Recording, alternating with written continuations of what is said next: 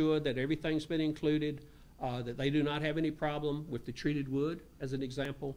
And this normally is not going to be outlined in the credit, by the way, the treated wood. Sometimes it will require a statement because some of these consignees have had problems with shipments coming in and the wood not being treated. So perhaps it will require a statement by you, perhaps as a separate document to the credit, verifying that in fact the wood has been treated and is marked in accordance with ISBN 15. So again, this is another safeguard. But my point being, a lot of people need to look at that credit when it's first received, including your freight forwarder. Because the freight forwarder might pick out things in that letter of credit that you would not necessarily recognize as being a problem area. As an example, these letters of credit can be very, very detailed. And let's say you have a letter of credit that allows you to go out of the port of Wilmington, North Carolina, and everything else seems to be in order. But let's say it calls for a German flag vessel. Not unheard of. Well, this isn't going to happen. You're not going to have a German flag vessel out of Wilmington going to Germany. So again, this is the sort of thing your freight forwarder would pick up on immediately and tell you you have a problem. In which case you go back to the consignee, you get an amendment to the credit. You do not want discrepancies. Because what happens when you have a discrepancy, and I'm getting over into the banking area a bit here, but freight forwarding and banking, in fact, are meshed together. If you don't have good documents, you're not going to get paid in a timely manner. And the documents, for the most part, are created by the freight forwarder. But, you know, it's a situation that if you have a problem area, and it can be addressed with an amendment, this is the sort of thing that you want to do. If you have a discrepancy, let's say you got your shipment to the pier, the vessel was late, a day late, 1 day, and therefore your latest shipping date is a discrepancy because you're 1 day later than the required date in the credit. You have two options. You can't get it amended at that point, your letter of credit, but the bank can either cable for permission to pay or send your documents on approval. They simply go to the opening bank and say, okay, the shipment was shipped a day late. Will the opening party accept this discrepancy? My real point in going over this is to let you know that you have lost the guarantee of the letter of credit. You are at the mercy of the customer because you've paid the letter of credit fee or your customer has paid the letter of credit fee. You pay a discrepancy fee for every discrepancy they find, but it really becomes a documentary collection to either send the documents on approval or cable for permission to pay.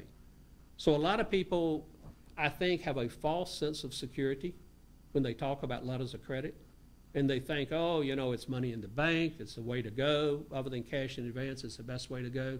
Keep in mind, you have to comply with that credit, and your partner in complying with that credit is the international freight forwarder. So it's very, very important that all the documents be accurate and be presented in a timely manner. This is another thing, you have an expiration date on the letter of credit, and those documents do have to be presented to the bank prior to that expiration date. The third area of service from the international freight forwarder is the physical movement of the shipment. In other words, you've got everything in line, your production's good. Let's say you have a letter of credit to make it a little more interesting, and you're ready to ship, or you will be ready to ship. You contact your freight forwarder, and again, hopefully you've had some upfront discussions. And going back to my source of information, the first service area, you know, you can have dialogue with the freight forwarder throughout this process. Generally, they do not charge for the information. You're only going to start paying when you have your documentation and the movement of the cargo. But what the freight forwarder does at this point is secure space for your shipment. If you have a container shipment, containerized shipment, they're going to arrange for the container to be delivered to your facility for loading and then delivered back to the port. And there are a lot of people that become involved. You have stevedoring companies, companies that load the ships. You have possibly surveyors, marine surveyors. You have inspection companies, third-party companies. You can have the Port Authority, obviously, the people that operate the piers. You can have the marine insurance people, the banking people. A lot of people are involved.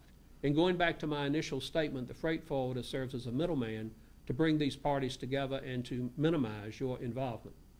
But in moving the shipment, you do have to get space. on a vessel, or depending on the size of your shipment, even on an air freight shipment. And this space is booked in advance for you. It is very important that you understand if you're shipping in containers. Most of the motor carriers that handle containers in this day and time use owner-operators, or if not, it's a specialized area in their operation, and they give you a couple of hours to load the container. Anything free, couple of hours without charge. Anything over that, they're going to charge you a wait time. And this is going to run, could be $55, $75 an hour. It can be expensive.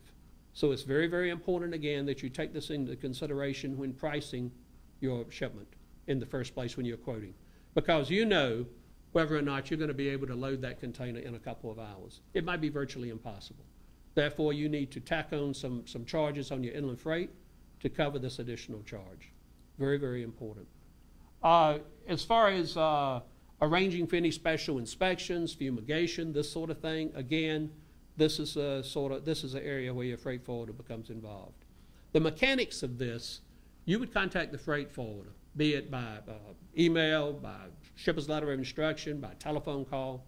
You would tell them you need so many containers at your facility at a certain time, certain times, and the container would be loaded. You would verify with your documentation to the freight forwarder exactly what was put in that container.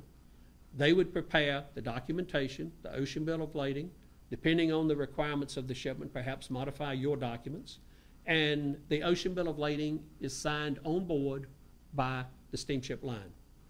When we say signed on board ocean bill of lading, that is exactly what it means. The steamship line is signing that contract of carriage saying they have loaded that cargo, be it container or break bulk, loose freight, onto the vessel. And when we say clean ocean bill of lading, by the way, and you may recall I said a letter of credit very often will call for a complete set of clean onboard ocean bills of lading.